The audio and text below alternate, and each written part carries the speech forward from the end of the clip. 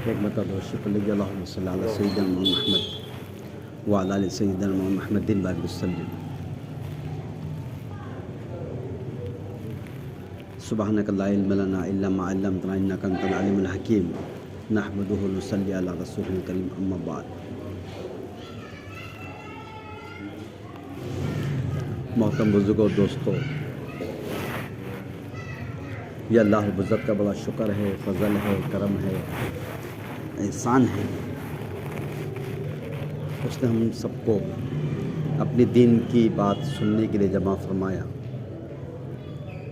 اللہ پاک بے انتہا اس کو قبول فرمائے. محترم بزرگوں اور دوستوں، میں نے اور آپ نے کلمہ لا الہ الا اللہ محمد رسول اللہ پڑھا ہے. اس کلمے کے دو جز ہیں، ایک ہے لا الہ الا اللہ اور دوسرا ہے محمد رسول اللہ صلی اللہ علیہ وسلم. یہ دونوں چیزیں قبول کرنا ضروری ہے. جب کوئی شخص یہ دونوں چیزیں قبول کرتا ہے تو اسلام کے دائرے میں داخل ہو جاتا ہے. کسی ایک کا انکار وہ کر نہیں سکتا. اگر کوئی یہ کہے کہ میں لا الہ الا اللہ کو تو مانتا ہوں لیکن محمد رسول اللہ کو نہیں، تو اسلام کے دائرے میں آ ہی نہیں سکتا. کوئی اگر یہ کہے کہ میں صرف محمد رسول اللہ کو تو مانتا ہوں لیکن لا الہ الا اللہ کو نہیں، تو بھی اسلام کے باہر ہے. یہ دونوں چیزیں ضروری ہیں. اسلام ایک نام ہے اور اس کلمے کے دو جز ہے، لا الہ الا اللہ محمد رسول اللہ. جیسا کہ نکاح ایک نام ہوتا ہے اور دو چیزیں اس میں قبول کرنی پڑتی ہیں، ایک اس کے مہر کو قبول کرنا اور ایک لڑکی کو قبول کرنا. یہ دو چیزیں قبول کرنے کا نام نکاح ہے. جب کوئی شخص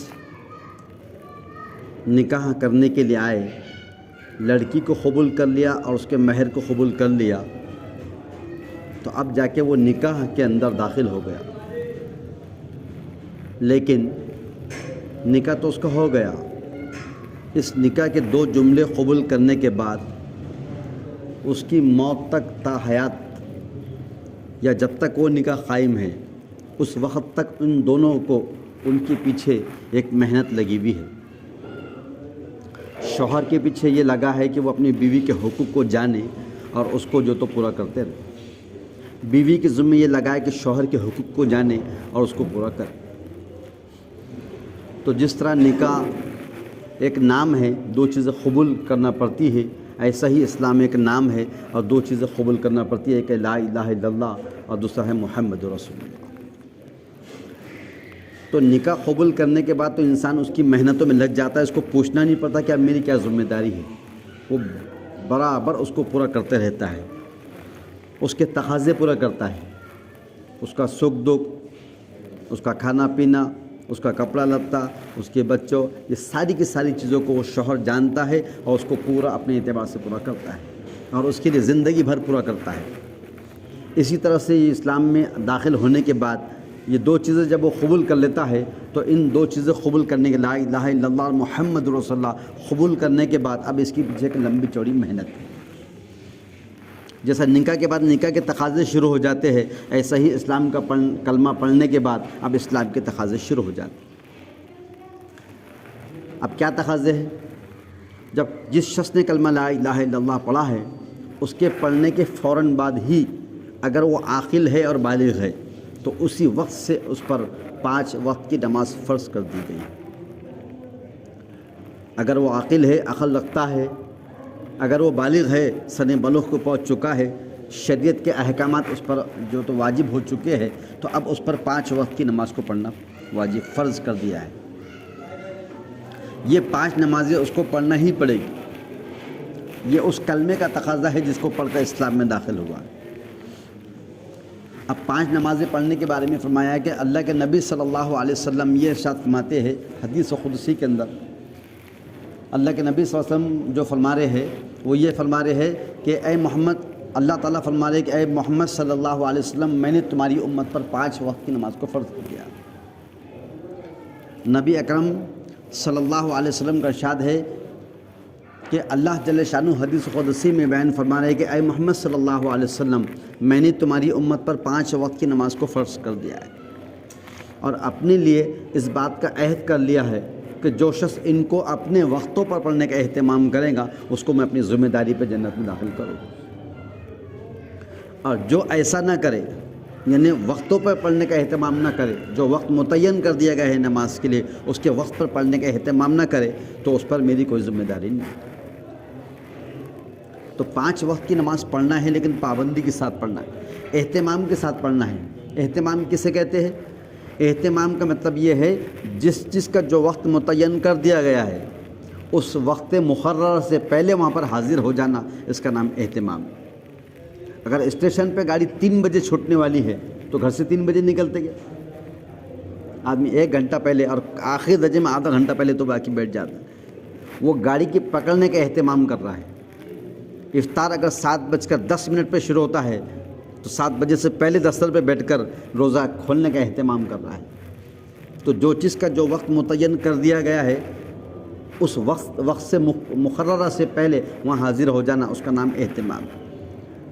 اذان ہو جاتی ہے تو فرمایا اذان ہونے کے بعد نماز کے پڑھنے کا اہتمام کرنا۔ نماز کے اہتمام کے 3 درجے ہیں۔ ایک درجہ جب اذان ہونے والی ہے اس سے پہلے مسجد میں آ جانا، یہ سب سے پہلا درجہ ہے، اعلیٰ درجہ ہے۔ ایک اللہ والے فرماتے ہیں کہ 40 سال کی عمر میں ایک مرتبہ بھی ایسا کبھی نہیں ہوا اذان ہو گئی اور میں مسجد میں نہیں آیا ہوں۔ 40 سال کے اندر کیا کیا مسائل ہوں گے ان کے ساتھ، کیسے کیسے تقاضے ہوں گے، سکھ دکھ ہوگا، سفر ہوگا، بیماری ہوں گی، آزار ہوں گے، لیکن وہ کیا فرما رہے 40 سال کی عمر میں ایک مرتبہ بھی ایسا کبھی نہیں ہوا اذان ہو گئی اور میں نہیں آیا، ایسا کبھی نہیں ہوا۔ جب بھی میں آتا تھا پہلے اس کے بعد اذان ہوتی تھی۔ اگر ہم کو اللہ ایسی توفیق دے دے کہ 40 دن ہی اگر ہم نمازوں کا اہتمام کر لے، 5 وقت کی نماز کو پابندی سے اہتمام سے پڑھ لے تو فرمایا کہ 2 پروانوں کا مالک بنتا ہے۔ اللہ کے رسول صلی اللہ علیہ وسلم نے فرمایا کہ جو شخص ایمان والا اگر 5 وقت کی نماز کو تکبیر اولیٰ کے ساتھ اہتمام سے اگر وہ پڑھتا ہے تو 2 پروانے اس کو ملتے ہیں۔ ایک پروانہ اس کو یہ ملتا ہے جہنم سے چھٹکارے کا، سرٹیفکیٹ مل گیا، یہ جہنم میں نہیں جائے گا، اور دوسرا پروانہ اس کو یہ ملتا ہے کہ وہ منافقت سے بری ہے، نفاق اس کے پاس نہیں، وہ خالص مسلمان ہوگا، وہ منافق نہیں ہو سکتا۔ تو جس شخص نے اگر 40 دن تک 5 وقت کی نمازوں کو تکبیر اولیٰ کے ساتھ پڑھنے کا اہتمام کر دیا تو اللہ تعالیٰ اسے 2 پروانے دیتے ہیں، ایک جو تو جہنم سے چھٹکارے کا اور دوسرا جو تو نفاق سے بری کا۔ تو یہ ہے کلمے کا تقاضا، نماز کلمے کا تقاضا۔ رمضان المبارک کا مہینہ سال میں 1 مرتبہ آتا ہے۔ رمضان مبارک کے مہینے میں 29 یا 30 روزے فرض کر دیے گئے ہیں۔ یا ایھا الذین آمنوا کتب علیکم الصیام کما کتب علی الذین من قبلکم لعلکم تتقون۔ اے ایمان والو ہم نے تم پر روزے فرض کر دیے ہیں جیسا تم سے پہلی امتوں پہ ہم نے فرض کیے تھے۔ اور کیوں فرض کرے کہ لعلکم تتقون، تاکہ تمہارے میں تقوی پیدا ہو جائے۔ اب کلمہ پڑھنے، جس شخص نے کلمہ لا الہ پڑھ لیا ہے اس کلمے کا تقاضا نماز 5 وقت کی پڑھنا ہے، اس کلمے کا تقاضا رمضان مبارک کے روزے رکھنے کا جو تو اس پہ تقاضا ہے، اور اللہ نے صاحب نصاب اگر بنایا ہے تو اللہ نے اس کو جب نصاب اتنا مال دیا ہے اس کو زکوٰۃ دینا اس کے اوپر، یہ اس کا تقاضا، اور صاحب استطاعت اللہ نے اس کو اتنا دیا ہے مال، اگر وہ ایک مرتبہ اپنی جو جان اور مال کی صحتی کے ساتھ اگر وہ حج کر سکتا ہے اسے چاہیے کہ وہ حج کرے، یہ اس کا تقاضا۔ ایک بار جس نے کلمہ لا الہ الا اللہ محمد رسول اللہ کلمہ پڑھ لیا ہے، اس کلمہ پڑھنے کے بعد اب نماز اس کے ذمے، روزہ اس کے ذمے، اگر صاحب نصاب ہے تو زکوٰۃ اس کے ذمے، اور اللہ نے استطاعت دی ہے مال کی، اگر صاحب نصاب صاحب مال بنایا ہے تو پھر اس کو حج کرنا اس کے ذمے۔ یہ ہو گیا اس کے ارکان، یہ ہو گیا اس کے جو تو تقاضے۔ اب اس کے علاوہ جو ہے 24 گھنٹے کے اندر کتنے سارے کام ہوتے ہیں معاشرے کے اندر، میں جو تو لوگوں سے ملنا جلنا ہوتا ہے، دکھ سکھ ہوتا ہے، سفر ہوتا ہے، گھر میں باہر رہنا ہوتا ہے، کاروبار، اس سارے کے سارے 24 گھنٹوں میں کتنے میرے کام ہوتے ہیں۔ ان تمام کاموں کے 24 گھنٹوں کے اندر میرے معاملات، میرے معاشرت اور میرے حقوق العباد، حقوق اللہ اور جتنی بھی چیز ہے، شعبے ہے، ایمانیات ہے، عبادات ہے، معاملات ہے، معاشرت ہے، ان تمام شعبوں کے اندر میں کیسا دین پہ چلنے والا بن جاؤں، میرے لوگوں پہ کیا حقوق ہے اور میں کیا حقوق لوگوں کے جو تو ادا کر رہا ہوں، ان کو جانے اور اس کے حقوق کو ادا کرے. لوگوں پہ اگر میں کسی کا بیٹا ہوں تو ماں باپ کا کیا حق ہے, اگر میں ماں باپ ہوں, اگر میں باپ ہوں تو میرے اولادوں کا مجھ پر کیا حق ہے, اگر میں گھر کا بڑا ذمہ دار ہوں تو چھوٹوں کا مجھ پر کیا حق ہے, اگر میں جو تو استاد ہوں تو شاگردوں کا مجھ پر کیا حق ہے, اگر میں سیٹ اللہ نے مجھے بنایا تو نوکر اور میرے جو ماتحتین ہیں ان کا مجھ پر کیا حق ہے. ان کو جانیں, یہ دین ہے یہ. ہاں, فرض نماز پڑھنا ہے, روزہ رکھنا ہے, زکوٰۃ, یہ ارکان اسلام ہے, یہ بنیادی ہے, یہ فاؤنڈیشن ہے, اس کو تو کرنا ہی پڑیں گی. ایسا نہیں بولے کہ جس کے بعد مال نہیں ہو اس کو بولے گھر بیچ کے حج کو جا بولے, جس کے بعد میں جو تو استعداد حج کو دینے کی نہیں ہے اس پہ زکوٰۃ صاحب نصاب نہیں ہے اس کو بولے زکوٰۃ دے, ایسا بولے گے. لیکن مسلمان ہیں, کلمہ پڑھنے والا ہے تو نماز پڑھنا پڑیں گی, کلمہ پڑھنے والا ہے روزے رکھنا پڑیں گے. لیکن اس میں بھی یہ ہے کہ اگر تم سفر پہ ہو تو نہیں رکھنا چاہیے, اس میں بھی یہ ہے کہ اگر تمہاری صحت اگر خراب بیماری ہے تو نہیں, اس کے بعد رکھے. کتنا آسان دین ہے. اس دین کو ہم معلوم کریں کہ وہ دین مجھ پر کیا ہے, مجھ سے کیا سوال کرتا ہے, مجھ سے کیا تقاضے کرتا ہے. ہاں, وہ دین جو جس میں کلمہ میں نے لا الہ الا اللہ محمد رسول اللہ کلمہ پڑھ لیا ہے, اس کلمے کے جو تقاضے مجھ پر ہوتے ہیں ان تقاضوں کو ہم جانیں اور اس کو پورا کرنے کا نام دین ہے. 24 گھنٹے کے اندر جتنے کام میں کرتا ہوں, کھانا بھی کھاتا ہوں, پانی بھی پیتا ہوں, سفر بھی کرتا ہوں, سوتا بھی ہوں, اور ضرورتیں بھی میری لگی ہے, پیشہ پخانہ بھی لگا ہوا ہے, کاروبار بھی میرے ساتھ ہے, میرے گھر میں شادیاں بھی ہوتی ہے, میرے گھر میں میتیں بھی ہوتی ہے, اور جو کچھ میرے ساتھ ہوتا ہے ان 24 گھنٹے کی زندگی میں جو ضرورت زندگی میں سارے اعمال کام کرتا ہوں, اس میں صرف یہ جانیں میرے اس رب کا اس میں کیا حکم ہے اور میرے نبی صلی اللہ علیہ وسلم کا کیا طریقہ ہے. اگر گھر میں شادی ہو رہی, ساری دنیا شادی کری, میں بھی شادی کر لے رہا, جیسے سب کی شادی ہو رہی ویسی میری شادی ہو رہی, ایسا کریں گی شادی؟ 5 دن کی شادیاں کر رہے لوگ, 5 دن کی شادی. آج کون سا دن ہے؟ بولا شادی کا پہلا دن ہے, پھر دوسرا, پھر تیسرا, اور دیوار پہ نشانہ بنا کے رکھا, آج سے پہلا, دوسرا, تیسرا, 5 دن میں 5 نشانہ مار دیا, ہو گئے 5ویں دن شادی ہو رہی ہے اور 5 دن پہلے سے اہتمام ہو رہا. یعنی میری مرضی کا نام دین نہیں. دین وہ ہے جو جناب رسول اللہ صلی اللہ علیہ وسلم نے بتا کے چلے گئے, عمل کر کے بتا کے چلے گئے, وہ دین ہے. میری اپنی مرضی کا دین نہیں ہے. آج میں اپنی دین کی اپنی مرضی پہ کے حساب سے دین پہ چلتا ہوں. میرے مکان کو بنانا تو میری مرضی کا دخل ہے, میرے گھر میں شادی ہو رہی اس میں میری مرضی کا دخل ہے, میرے گھر میں کاروبار کر رہا ہوں اگر میں تو اس میں میری مرضی کا یہ نہیں چلے گا. میری اپنی مرضی کا نام دین نہیں ہے. دین وہ ہے جو اللہ کے حکم اور نبی اکرم صلی اللہ علیہ وسلم کا طریقہ ہے. اللہ کے رسول نے فرمایا کہ کوئی مسلمان اس وقت تک مسلمان ہو ہی نہیں سکتا جب تک کہ اس دین کے تابع اپنے آپ کو نہ ہو جائے, اس کی تمام خواہشات اس دین کے تابع نہ کر دے جس کو لے کر میں آیا ہوں, جس دین کو لے کر میں آیا ہوں. میری اپنی خواہش کوئی چیز نہیں ہے, میری اپنی چاہت کوئی چاہت نہیں ہے. میں اپنی خواہشات کو, میں اپنی چاہتوں کو دین کے تابع کر دوں. ایک ہوتی ہے شریعت, ایک ہوتی ہے شریعت, ایک ہوتی ہے طبیعت. میری اپنی طبیعت کو شریعت کے تابع کر دینا یہ دین ہے. میری طبیعت یہ چاہتی کہ صرف 2 ہی نماز پڑھنا, 3 ہی پڑھنا, فجر اور عشاء نہیں پڑھنا, صرف بس دن کے نماز آسانی سے پڑھ لینا, فجر کو اٹھنا نہیں ہوتا, عشاء میں کام سے آ کے تھک جاتا میں. یہ میری اپنی طبیعت چاہ رہی ہے, یہ دین نہیں ہے. دین یہ ہے کہ جب اللہ کا حکم ہے, جس نے کلمہ پڑھ لیا وہ عاقل اور بالغ ہے, تو اب اس کو 5 نمازیں پڑھنا پڑیں گی. اگر عذر ہے ایسا کوئی شرعی, وہ کھڑے رہ کے نہیں پڑھ سکتا تو بیٹھ کے پڑھنا, بیٹھ کے نہیں پڑھ سکتا لیٹ کے پڑھو, اشارے سے پڑھو, جس حال میں ہو, جو سہولت ہے اس سے پڑھو, یہ الگ بات ہے. لیکن میں جو چاہوں میری مرضی کا دین, یہ دین نہیں. دین وہ ہے جو جناب رسول اللہ صلی اللہ علیہ وسلم نے لے کر آئے, اسی کے مطابق ہر عمل کو, چاہے وہ کوئی بھی عمل ہو, اس عمل کے مطابق کرنے کا نام دین ہے. وہ دین میری زندگی میں کیسے آ جائے.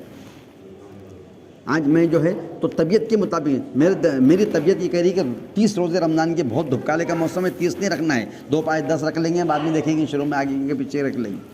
یہ دین ہے. جب جیسا نماز فرض ہے ایسے روزے فرض ہے, اور روزے رکھنا ہی پڑیں گے الا کہ کوئی شرع عذر ہو. میری اپنی طبیعت کا کوئی عمل دخل اس میں نہیں چلے گا. میرے رب کا حکم میرے سامنے ہے, اس کو پورا کرنا ہے, چاہے میری ناگواریاں ہو, چاہے کوئی بھی ہو, مجھے اس کو تو پورا کرنا ضروری ہے, ہر حال میں پورا کرنا ضروری ہے. آج ہم کیا کریں, من کی چاہت پہ لگے ہوئے. اللہ تعالیٰ حدیث قدسی میں یہ بیان فرما رہے ہیں کہ فرمایا کہ ایک ابن آدم, ایک میری چاہت ہے اور ایک تیری چاہت ہے, ہوگا وہ جو میری چاہت ہے. ابن آدم کون ہے؟ ہم سب آدم علیہ السلام کی اولاد ہے, جتنے ان کے بعد پیدا ہوئے وہ سب ابن آدم ہیں. تو اللہ تعالیٰ یہ فرما رہے ہیں حدیث قدسی کے اندر کہ اے ابن آدم, ایک میری چاہت ہے اور ایک تیری چاہت ہے, ہوگا وہ جو میری چاہت ہے. اگر تو اپنے آپ کو اس کے حوالے کر دیں گا جو میری چاہت ہے, تو پھر میں تجھ کو وہ دوں گا جو تیری چاہت ہے. اور اگر تو اس کی مخالفت کریں گا تو میں تجھ کو دنیا میں اتنا تھکا دوں گا اس میں جو تیری چاہت ہے, اور آخر میں ہوگا وہ جو میری چاہت ہے. وَمَا تَشَاءُونَ إِلَّا يَشَاءَ اللَّهُ رَبُّ الْعَالَمِينَ. بدون خدا تعالی کے چاہنے کے کچھ نہیں ہو سکتا. ہماری چاہتوں کو ختم کرنا پڑے گا، ہماری اپنی مرضیات کی زندگی کو چھوڑنا پڑے گا، اب جب جا کے ہم دیندار کہلائیں گے۔ ہاں، جب دین پہ چلنا ہے، جب ہم لوگوں کی نظروں میں دین، اللہ کی نظر میں دیندار بنیں گے، تو ہم کو کیا کرنا پڑے گا؟ میری اپنی چاہت کو ختم کرنا۔ ایک بزرگ ہے اللہ والے، انہوں نے ایک بازار سے غلام خریدے، غلام خرید کے لے کے آئے، اس سے پوچھا تیرا نام کیا ہے؟ تو کہنے لگے جو آپ رکھ دے۔ کہنے لگے تو کام کیا کریں گا؟ کہنے لگے جو آپ حکم دے دیں گے۔ کہنے لگے تیرا کوئی کھانے کو دل چاہتا ہے تاکہ میں تیری فکر کروں؟ کہنے لگے آقا کے سامنے غلام کی خواہش کیا چیز ہوتی ہے؟ کہنے لگے جو حکم آپ کا ہے وہی میری مرضی ہے۔ کہنے لگے ہو تو نے تو مجھے اپنے اللہ وحدہ لا شریک لہ سے ادب کرنا سکھا دیا، جب تو ایک غلام میرا ہے، میں تیرا مالک ہوں، تو تو میرے ساتھ ایسا سلوک کرتا ہے، تو جب وہ میرے سامنے ہے، میں اس کا جو تو غلام ہوں، مجھے بھی ایسا ہی کرنا چاہیے، یہ کہہ کے اس کو آزاد کر دیں۔ ہماری اپنی من کی چاہت کے اوپر ہم کو کیا کرنا پڑے گا؟ روکنا پڑے گا۔ کسی نے پوچھا جنت کتنی دور ہے؟ کہنے لگے پہلا قدم نفس پر اور دوسرا قدم جنت کے اندر۔ کہ رات اور دن کے اپنے اندر زندگی میں اس کا جائزہ لو کہ میری زبان سے جو جملے الفاظ نکل رہے ہیں وہ کیسے نکل رہے ہیں؟ وہ اس کا اسلام کے مطابق نکل رہے کہ اس کے خلاف نکل رہے ہیں؟ وہ اللہ کے نبی کے طریقوں کے مطابق ہے یا اس کے خلاف نکل رہے ہیں؟ اگر آنکھ میری دیکھ رہی تو کدھر دیکھ رہی، کیا دیکھ رہی ہے؟ اس سے جو نیکی بن رہی ہے یا گناہ بن رہا؟ اگر کان میرے سن رہے ہیں تو کیسے سننے جا رہے ہیں؟ اگر کان اگر اللہ کے حکم کی بات کو، دین کی بات کو اور قرآن کی بات کو اور اسلام کی بات کو سن رہے ہیں تو یہ عبادت بن رہی ہے اور یہ نیکی بن رہی ہے۔ اور اگر اس کے خلاف اگر سن رہے ہیں کہ قرآن نے اس کو سننا چاہیے تھا لیکن کچھ اور سن رہا ہے نافرمانی کے، تو اس کا مطلب ہے کہ یہ کانوں کا سننے والا عمل اس کو جہنم میں لے آنے کے لیے کافی ہے۔ زبان سے میں جو بول رہا ہوں تو کیا بول رہا ہوں، کان میں سے سن رہا ہوں تو کیا سن رہا ہوں، میرا دماغ سوچ رہا ہے کس چیز کے بارے میں سوچ رہا ہے، میرا دل اگر کسی کے فیصلے کر رہا ہے وہ کس کے حق میں کر رہا ہے کہ کس کو پہ ظلم کرنے کے فیصلے کر رہا ہے۔ یہ میرے پیر اٹھ کر جا رہے ہیں تو مسجد میں جا رہے ہیں یا کوئی گناہوں کے اڈے پہ جا رہے ہیں، میرے ہاتھوں سے اگر کس کی مدد ہو رہی ہے کہ کس پہ ظلم میں کر رہا ہوں، یہ مجھے سوچنے کی ضرورت ہے۔ تو دین اس کا نام ہے 24 گھنٹے کی زندگی میں اللہ کے ہر حکم کو جناب رسول اللہ صلی اللہ علیہ وسلم کے طریقوں کے مطابق کرنا، اور یہ ہے کہ 24 گھنٹوں کے اندر میں جس عمل کو کرنا چاہتا ہوں اس میں میرے رب کا حکم کیا ہے، میرے نبی نے اس کو کیسا کرے، وہ ہر معاشرت کے اندر اللہ کے رسول نے بتا کے چلے گئے۔ جس شعبے کے اندر بھی ہے، تاجر ہے تو اس کا تجارت کا طریقہ بتا کے چلے گئے، اگر آپ ملازم ہیں تو کیسا کرنا وہ بتا کے چلے گئے، آپ کسی کے پاس کوئی بھی ہو جس درجے میں ہو وہ سب بتا کے چلے۔ اس دین کو علماء کرام سے سیکھے کہ بھئی میرے پاس یہ ایسا پروگرام ہے، ایسا یہ تو ایسا عمل ہونے والا ہے، یا شادی ہونے والی ہے، یا گھر بھرونی ہو رہی، جو کچھ بھی ہو رہا ہے، یہ اس کو میں کیسا کروں، لوگ کیسے کرتے مجھے اس سے مطلب نہیں ہے، میرے نبی نے کیسا کرے ہے وہ میں، آپ علماء ہیں آپ بتا دو، آپ اس کے مطابق میں کروں گا۔ اس طریقے سے کریں گے تو وہ عمل تو ہو جائے گا، اگر میں بدعت کے ساتھ کروں گا تو بھی عمل ہو جائے گا، اگر میں اس کو اگر سنت طریقے کے مطابق کروں گا تو عمل تو ہو ہی جائے گا۔ ایک تو خوشی کے ساتھ ہوں گا نہ تو غم کے ساتھ ہوں گا، ایک تو زیادہ اچھائیاں ہوں گی برائی کے ساتھ ہو جائیں گے، وہ عمل تو ہو ہی جائے گا، وقت تو گزر جائے گا، لیکن وہ ایسا نہ ہو کہ وہ عمل کا جو ہے میری پکڑ کا ذریعہ نہ بن جائے۔ تو مجھے صحیح دین سیکھنے کے لیے، اور آخری بات یہ ہے کہ جیسا دین اللہ کے نبی صلی اللہ علیہ وسلم پر آیا ہے وہ قرآن کریم ہے، وہ احادیث نبوی ہے، وہ جیسے آسمان سے آئی ہے ہو بہو آج بھی وہ ویسے ہی ہے، اس میں کوئی تبدیلی کی گنجائش نہیں ہے کہ کس نے کیا اور کوئی کریں گا بھی نہیں، اور جو کریں گا وہ خود ذلیل ہونے والا اور ہوتے رہیں گے۔ یہ اللہ کا کلام ہے اور یہ اللہ کا دین ہے، یہ اللہ کی شریعت ہے، اور اس کو کوئی دنیا کے اندر جو کسی اللہ نے اس کا حفاظت کا وعدہ کر دیا۔ جو اس کو ہدایت کی نگاہ سے دیکھیں گے اللہ اس کو ہدایت یافتہ بنا دیں گے، جو تو ہدایت کے علاوہ اگر کوئی اور لائن سے اگر اس کو دیکھنا چاہتا ہے کسی اپنی مفاد کی خاطر تو پھر اللہ تعالیٰ اس کو ذلیل کر دے، دنیا میں بھی ذلیل اور آخرت میں بھی ذلیل ہونے والا۔ تو ہم سوچے کہ جو احکامات آسمانی جیسے آئے تھے ایسے ہو بہو ویسے ہی جیسے احکامات آئے تھے وہ دین میری زندگی میں کیسا آ جانا، اس عمل کو جس عمل کو اللہ کے نبی نے جیسا کرے تھے ایسا ہی میں کیسے کروں گا، اس کا جو راستہ بتانے والے علماء کرام۔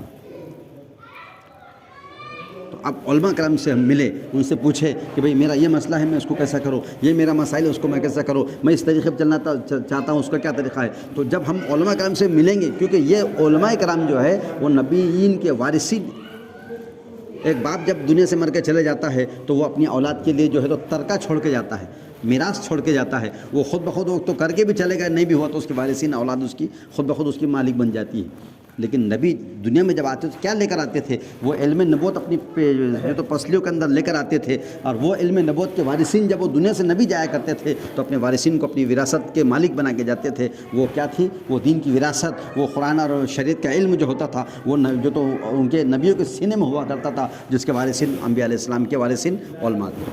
ان علماء سے اپنے عمل کی شکل کو معلوم کریں، کس طریقے سے چلنے سے یہ ہوگا. اگر وہ عمل کی شکل اگر غلط بھی ہو گئی تو میرا عمل جو تو مردود کہلائیں گا، اور جس طریقے پہ اللہ کے رسول نے کر کے وہ اس کے مطابق اگر میں کروں گا وہ مقبول کہلائیں گے. جیسے مثال طور پہ کہ اگر ایک آدمی قربانی کر رہا، قربانی کرنے کے لیے ہے کہ جانوروں کے پیرے باندھ دے، اس کو ذبح کرنا ہے تو گلے کی طرف سے چھری چلا کے اس کو ذبح کرے، اس کے بعد پھر اس کو کاٹے. لیکن ایک آدمی بولے کہ میں اوپر سے چھری گردن پہ سے ماروں گا اور پھر اس کے بعد ذبح کروں گا، چلیں گے ایسا؟